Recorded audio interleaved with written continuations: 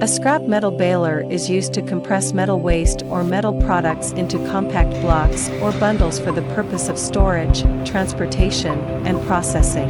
It is also called metal compactor or metal press machine.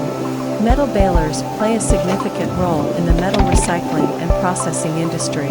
By utilizing the metal baler, scrap metal can be more effectively recycled, reducing resource wastage and lowering environmental impact. Waste metal baler designed for pressing bulky waste metals like steel scrap, waste car body, aluminum scrap, etc. into compact bales. Reducing the waste metals volume, easy for store and saving cost for transportation.